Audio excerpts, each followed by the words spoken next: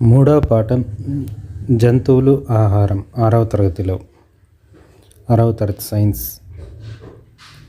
Text book questions 2 miss అయ్యాయి. రెండవ పాఠంలో పత్రరంధ్రాల ముఖ్య విధి ఏమి? పత్రరంధ్రాల యొక్క ముఖ్య విధి బాష్పోత్సేకం. మొక్కల పత్రాలు ఉద్భవించే కాండ భాగం. మొక్కల పత్రాలు ఉద్భవించే కాండ భాగం ఏది? కనుపు. గేదె తినే ఆహారం పచ్చగడ్డి, గానుగ పిండి, ఎండుగడ్డి, ధాన్యం. ఆహారం కోసం మొక్కల మీద మాత్రమే ఆధారపడే జంతువులు ఏమంటాము? శాకాహారులు. ఆహారం కోసం ఇతర జంతువులపైన ఆధారపడే జంతువులను ఏమంటాం? మాంసాహారులు. మొక్కలు మరియు జంతువులు రెండింటినీ ఆహారంగా తీసుకునే జంతువులు ఉభయాహారులు. ఎక్కువగా పండ్లు, రసభరిత పండ్ల వంటి కూరగాయలు, వేరు దుంపలు, కాండాలు, గింజలు, విత్తనాలు వంటి వాటిని తినే జంతువులు ఏమంటాం? ఉభయాహారులు. ఫలాలను ప్రధాన ఆహారంగా తీసుకునే శాకాహారులు లేదా ఉభయాహారులు అని అనొచ్చు. ఫలాలను ప్రధాన ఆహారంగా తీసుకునే శాకాహారులు లేదా ఉభయాహారులు. శాకాహార క్షీరదాల్లో ఎంత శాతం ఫలాలు భుజిస్తాయి? పండ్లు. శాకాహార క్షీరదాల్లో 20%. జంతువులు ఆహార సంపాదన కోసం వాడే భాగాలు ఏవి? శరీర భాగాలు పదునైన దంతాలు, నాలుక, కాళ్ళు, తొండం మొదలైనవి.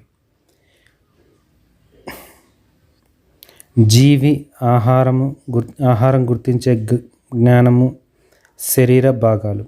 కుక్కలో ఆహారం గుర్తించే భాగం ఏది? ఎక్కువ జ్ఞానేంద్రియం. వాసన జ్ఞానం కుక్కకి ఎక్కువ ఉంటుంది. శరీర భాగాలు ఏవి ఉపయోగించుకుంటుంది ఆహారం కోసం? పదునైన దంతాలు, నాలుక. ఆవు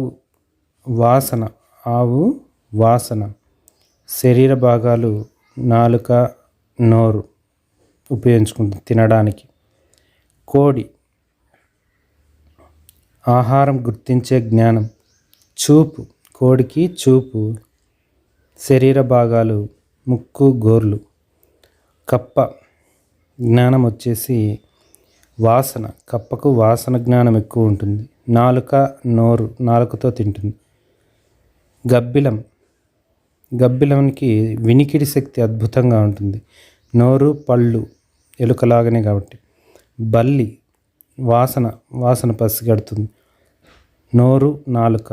గద్దలు దృష్టి జ్ఞానం అద్భుతంగా ఉంటుంది. ముక్కు, గోర్లు ఉపయోగించుకుంటూ తింటుంది. సింహం వినికిడి శక్తి అద్భుతంగా ఉంటుంది. వాసన కాళ్ళు, గోర్లు, దంతాలు వీటినన్నిటిని ఉపయోగించుకుంటుంది. హమ్మింగ్ బర్డ్ చూపు, వాసన. తేనెపిట్ట అని కూడా అంటాం హమ్మింగ్ బర్డ్ని. కాళ్ళు, గోర్లు, నోరు ఉపయోగించుకుంటూ తింటుంది. నీటిపైన ఈదే కీటకాలు పాండ్ స్కేటర్స్ అంటారు. నీటిపైన ఈదే కీటకాలను పాండ్ స్కేటర్స్. అవతలి ఒడ్డులో ఏర్పడిన అలజడిని పోల్చి దూరాన్ని లెక్కించిన తరువాత కీటకాన్ని పట్టుకోవడానికి కదిలిపోతుంది. ఆహారంగా కీటకాలను పట్టుకొని మింగడానికి నాలుకను ఉపయోగించే జీవి. కీటకాలను పట్టుకోవడానికి కూడా నాలుకే. కప్ప రక్తాన్ని పీల్చడానికి నోటి చుట్టూ చూషకాలు అనే ప్రత్యేక అవయవాలు గలది. రక్తాన్ని పీల్చుతుంది అది. జలగ బలమైన పొడవుగల ముక్కు గలది. వడ్రంగి పిట్ట బలంగా కొక్కెంలాగా ఉండే ముక్కు కలది. కొక్కెంలాగా ముక్కు గల పక్షి. గద్ద బలంగా వంకర తిరిగిన ముక్కు కలది. చిలుక. వడపోతల మాదిరిగా పనిచేసే దంతాలు కలది. ఇవి నమలడానికి కాదు. వడపోత చేయడానికి దంతాలను ఉపయోగించుకునే జంతువు ఏది? బాతు. చేపల్లో కూడా దంతాలు నమలడానికి కాకుండా వడపోవడానికి ఉపయోగించుకుంటాయి చేపలు. సహజ పారిశుద్ధ్య కార్మికులు అని వేటిని అంటారు? కాకులు, గద్దలు. జిగురుగా ఉండే నాలుకకు అంటుకున్న తర్వాత దాన్ని లాక్కుని మింగేసే ప్రాణులు. నాలుక ద్వారా పట్టుకుంటాయి. కప్ప, బల్లి. మొక్కలను ఆహారంగా తినే వాటిని ఏమంటాము? శాకాహారులు. శాకాహారులకు ఉదాహరణలు: ఆవు, మేక, గొర్రె, బర్రె, జిరాఫీ, ఒంటె, ఏనుగు, జింక. నెమరు వేసే జంతువులకు ఉదాహరణలు: ఆవు, గేదె, ఒంటె. జీర్ణాశయంలో ఒక భాగంలో నిల్వ చేసుకుంటాయి. వీటిని తిరిగి నోట్లోకి తెచ్చుకొని మళ్ళీ బాగా నములుతాయి. దీన్ని నెమరు వేయడం అంటాం. పొందే ఆహారం ఆధారంగా జీవులు ఎన్ని రకాలు? 2 రకాలు. ఉత్పత్తిదారులు, వినియోగదారులు. తమ ఆహారాన్ని తామే తయారు చేసుకునేవి ఉత్పత్తిదారులు. ఉత్పత్తిదారులకు ఉదాహరణలు: మొక్కలు. సూర్యుడి నుండి శక్తిని ఉపయోగించుకుని తమ ఆహారాన్ని తామే తయారు చేసుకునేవి ఉత్పత్తిదారులు అంటాం. మొక్కలను, జంతువులను తినే జీవులను ఏమంటారు? వినియోగదారులు. వినియోగదారులకు ఉదాహరణలు: అన్ని జంతువులు. జంతువులు స్పష్టమైన ఆహారపు అలవాట్లు అనుసరించడం వల్ల ఏర్పడినది. ప్రకృతి సమతుల్యత. ఆహారపు అలవాట్ల ఆధారంగా వినియోగదారులు ఎన్ని రకాలు? 3 రకాలు. ప్రథమ వినియోగదారులు, ద్వితీయ వినియోగదారులు, తృతీయ వినియోగదారులు. ఉత్పత్తిదారులు తినేవి: ప్రథమ వినియోగదారులు. ఉత్పత్తిదారులను తినేటివి ప్రథమ వినియోగదారులు. ప్రథమ వినియోగదారులను తినేవి ద్వితీయ వినియోగదారులు. ద్వితీయ వినియోగదారులను తినేవి తృతీయ వినియోగదారులు అంటాం. ఇతర మాంసాహారులను భుజించే మాంసాహారులు ఏవి? తృతీయ వినియోగదారులు. తృతీయ వినియోగదారులకు ఉదాహరణలు: పాములు, సింహాలు. సూర్యుడు నుంచి మొక్క ఆహారాన్ని తయారు చేసుకుంటుంది. మొక్కను జింక తింటుంది. జింకను పులి తింటుంది. ఏ జీవిని తింటుందో చూపే క్రమాన్ని ఏమంటారు? ఆహారపు గొలుసు. ఇది ఆహారపు గొలుసు. ప్రకృతిలోని విభిన్న జీవులు ఎలా పరస్పరం ఆధారపడి ఉంటాయో వివరించున్నది. ఆహారపు గొలుసు. చనిపోయిన మొక్కలు, జంతువులను విచ్ఛిన్నం చేయడం ద్వారా శక్తిని పొందేవి. చనిపోయిన మొక్కలు మరియు జంతువులను విచ్ఛిన్నం చేయడం ద్వారా శక్తిని పొందేవి బ్యాక్టీరియాలు, పుట్టగొడుగులు వంటి శిలీంధ్రాలు లేదా విచ్ఛిన్నకారులు అంటాం. ఇది సంక్లిష్ట పదార్థాలను మట్టిలో కలిసి ఉన్న మొక్కలను వినియోగించబడే సరళ పదార్థాలుగా మారుస్తాయి. సంక్లిష్ట పదార్థాలను మట్టిలో కలిసి ఉన్నటువంటి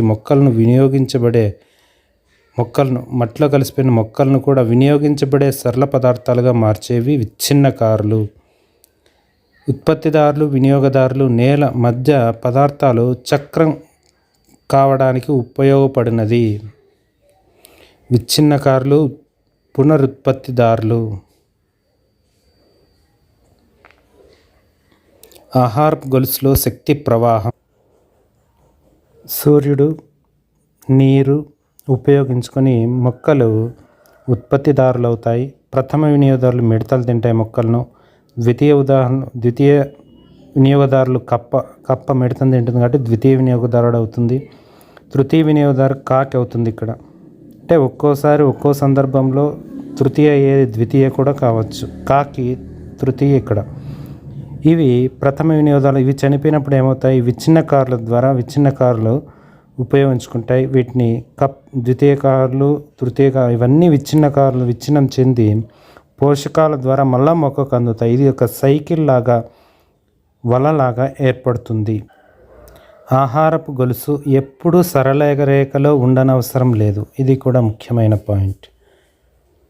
ఎప్పుడు సరళ రేఖలో ఉండనవసరం లేదు. ఒకదానితో ఒకటి సంబంధం ఉండి శాఖోపశాఖలుగా చీలి ఆహారపు గొలుసు ఏర్పడవచ్చు. అంతర్గత సంబంధాలు కలిగిన ఆహారపు గొలుసుల వ్యవస్థను ఏమంటారు? ఒకదానికొకటి సంబంధం లేదు. ఆహారపు జాలకం. చీమల్లో ముఖ్యంగా పనులు చేసే చీమలను ఏమంటాం? కూలీ చీమలు. రక్షణ చర్యలు చేపట్టే చీమలు ఏవి? సైనిక చీమలు. కూలీ చీమల పని ఏమి? ఆహార సేకరణ, ఆహార నిల్వ మరియు ఇతర పనులు. మనం ఆవులను పాల కోసం పెంచినట్లు చీమలు కూడా ఈ కీటకాలను పెంచుతాయి. హనీడ్యూ అనే పదార్థం కోసం ఎపిడ్స్ అనే కీటకాలను పెంచుతాయి. చీమలు కూడా మనలా మంచి రైతులు. చీమలు ఒక రకమైన డాష్ ఆహారం తీసుకుంటాయి. శిలీంధ్రాన్ని ఆహారంగా తీసుకుంటాయి. ఎందుకోసం? చీమలు ఆకులను కత్తిరించి ఒక పాన్పులాగా తయారు చేస్తాయి. చీమలు ఆకులను కత్తిరించి పాన్పులాగా ఎందుకు తయారు చేస్తాయి? శిలీంధ్రం పెంచడం కోసం. ఆహారపు గొలుసులో శక్తికి మూలవనరు ఏది? సూర్యుడు. కింది వాటిలో ఉభయాహారి ఏది? కుక్క. ఇవన్నీ టెక్స్ట్ బుక్ క్వశ్చన్స్. మానవుని ఆహారపు గొలుసులు ఏ స్థానంలో ఉంచుతారు? తృతీయ వినియోగదారుడి కిందికి ఉంచుతాం. చాలా వరకు ఆహారపు గొలుసులు వీటితో ముగుస్తాయి. మాంసాహారులతో. ఆహారపు గొలుసుల క్రమం ఇక్కడ. క్యారెట్, కుందేలును పాము తింటుంది, పాము గద్ద తింటుంది. ప్రథమ వినియోగదారులు వచ్చేసి క్యారెట్ ఇక్కడ, కుందేలు ప్రథమ కాదు, ఇది ఉత్పత్తిదారులు క్యారెట్ ప్రథమ, ద్వితీయ, తృతీయ. శైవలం, కీటకం, చేప, మానవుడు ఇక్కడ తృతీయ వినియోగదారుడు. అక్కిరెడ్డిపల్లి ఏ జిల్లాలో ఉంది? నీరు 4వ పాఠం. కడప. ప్రపంచవ్యాప్తంగా ఎంత జనాభాకి పరిశుభ్రమైన నీరు లేదు? 783 మిలియన్లు, అంటే 78 కోట్ల మందికి లేదు. మన శరీరం ఉష్ణోగ్రత నియంత్రించడానికి, శారీరక విధులు నిర్వహించడానికి ఉపయోగించున్నది. మనం ఉష్ణోగ్రతను కంట్రోల్ చేయాలంటే నీరు తాగాలి. సరైన శారీరక పనితీరు కోసం, ఆరోగ్యంగా ఉండడం కోసం మానవ శరీరానికి కనీసం ఎంత నీరు అవసరం రోజుకి? 2 లేదా 3 లీటర్లు. ఇవి ఎందుకు అంటే ఆహారం జీర్ణానికి, విష పదార్థాలు లేదా వ్యర్థాలు శరీరం నుండి తొలగించడానికి. మన పాఠశాలలో నీటి గంట అని ప్రవేశపెట్టడానికి కారణం. వాటర్ బెల్ కొడతారు. ఎందుకు? నీరు త్రాగడానికి.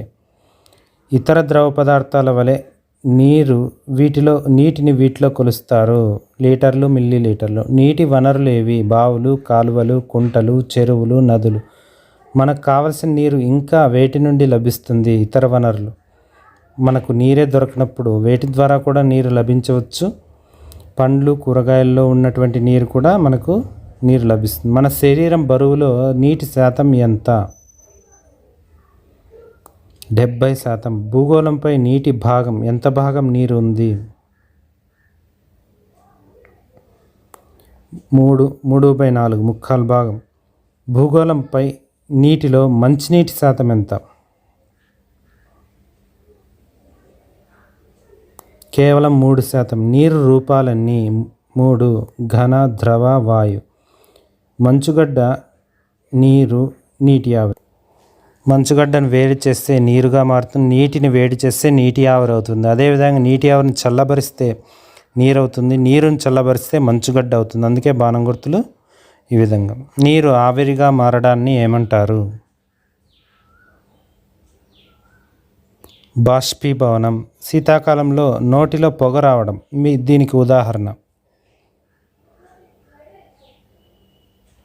సాంద్రీకరణానికి ఉదాహరణ నోట్లో పొగ రావడం. శీతాకాలంలో ఉదయము గడ్డి మీద మొక్కల ఆకులపై చిన్న చిన్న నీటి బిందువులు ఏర్పడడం దీనికి ఉదాహరణగా చెప్పవచ్చు. సాంద్రీకరణం ఇది కూడా సాంద్రీకరణమే, అంటే నీటి ఆవిరి నీరుగా మారడం. ఫ్రిడ్జ్ నుండి తీసిన చల్లటి నీటి బాటిల్ బయట ఉంచినప్పుడు నీటి బిందువులు దాని మీద ఏర్పడటం ఇది కూడా సాంద్రీకరణమే. నీటి ఆవిరి గాల్లో ఉండే నీటి ఆవిరి నీరుగా మారడం. మంచు ముక్కలు కలిగిన ఒక గ్లాసు బయట ఉంచినప్పుడు నీటి బిందువులు దానిపై ఏర్పడటం గ్లాస్ బయట. ఎందుకు కారణం ఏమంటే గ్లాసును చల్లబరచడానికి గాలిలో నీటి ఆవిరి ఉంది కదా, ఆ నీటి ఆవిరి నీటి బిందువులుగా మారి దాని మీద చేరుతుంది. నీటి ఆవిరి గాలి కంటే తేలికై పైకి చేరి నీటి బిందువులుగా మారుతుంది. దీన్ని ఏమంటారు? మేఘాలు అంటారు.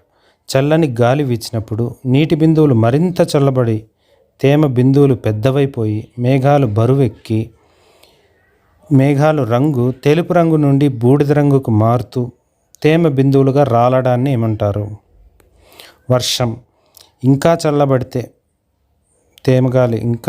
గాలి చల్లబడి నీటి బిందువులు మంచు స్ఫటికాలుగా ఘనీభవించి పడడాన్ని మంచు లేదా వడగండ్లు అని అంటాం. వర్షం, మంచుతో కూడినటువంటి వర్షం లేదా వడగండ్లు వంటి ఆకాశం నుండి పడే వాతావరణ పరిస్థితిని ఏమంటారు? వర్షం కావచ్చు, మంచుతో కూడిన వర్షం కావచ్చు, లేదా వడగళ్ళు కావచ్చు. ఇలా పడటాన్ని ఏమంటారు? అవపాతం. మన రాష్ట్రంలో నైరుతి ఋతుపవన కాలం ఏది లేదా వర్షాకాలం ఏది? జూన్ నుంచి సెప్టెంబర్. ఈశాన్య ఋతుపవనాల కాలం ఏది? నవంబర్ నుంచి డిసెంబర్. భూ ఉపరితలం గాలి మధ్య జరిగే నీటి ప్రసరణను ఏమంటారు? జలచక్రం, హైడ్రోలాజికల్ వలయం అని అంటాం. బాష్పీభవనానికి కారణమేమి? సూర్యుడు, నీటి వనరులు వేడెక్కడం. ఫలితం బాష్పీభవనం ఫలితం ఏమేస్తుందంటే ద్రవ నీరు నీటి ఆవిరిగా మారుతుంది. నీరేమవుతుంది? ఆవిరిగా మారుతుంది. సాంద్రీకరణానికి కారణమేమి? ఆవిరి గాల్లో ఉండే ఆవిరి గాల్లో పైకి వెళ్ళి చల్లబడటం. ఫలితం సాంద్రీకరణం జరగడం వల్ల ఫలితం ఏమొస్తుంది? నీటి ఆవిరి మేఘాల్లో ద్రవనీటిగా మారి వర్షంగా పడుతుంది. సాంద్రీకరణం. జలచక్రంలో భాగాలు ఎన్ని?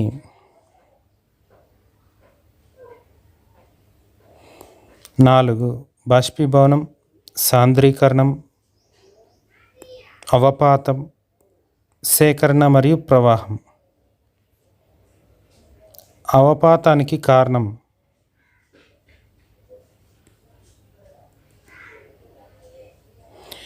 మేఘబిందువులు చాలా బరువుగా మారి భూమిపై పడటం అనేది కారణం అవపాతానికి. ఫలితమేమి? వర్షము లేదా మంచు, స్లీట్ అంటే వడగళ్ళు, మంచు లేదా వడగళ్ళ రూపంలో చెందిన నీరు భూమికి చేరడం ఫలితం, అవపాతం ఫలితం. సేకరణ, ప్రవాహం గడ్డకట్టిన నీరు భూమిపై పడటం. భూమి యొక్క ఉపరితలంపై నీరు సమీకరించటం, కొన్నిసార్లు ముందుకు ప్రవహించుట, ఇది వచ్చేసి కారణం.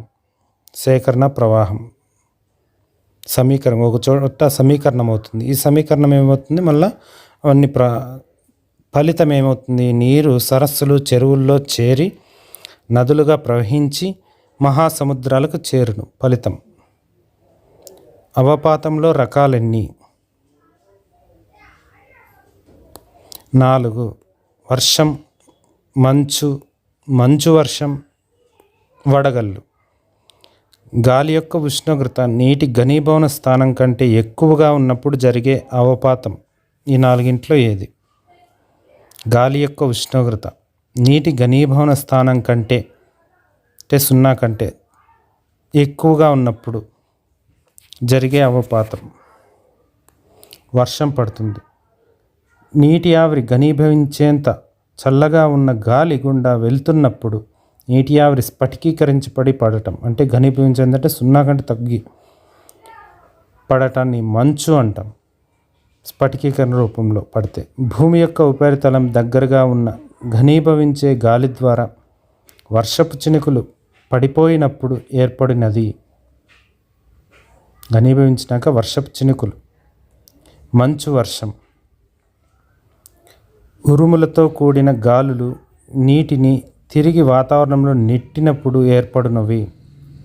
ఉరుములతో కూడిన గాలులు నీటిని తిరిగి వాతావరణంలోకి నెట్టినప్పుడు ఏర్పడినవి. వడగళ్ళు.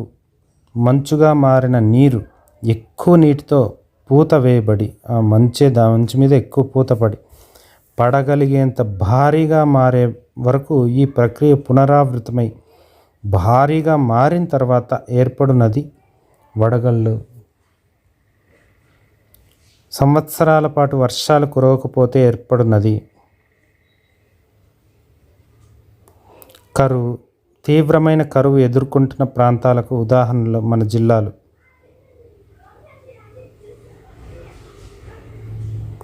అనంతపురం, ప్రకాశం, కడప.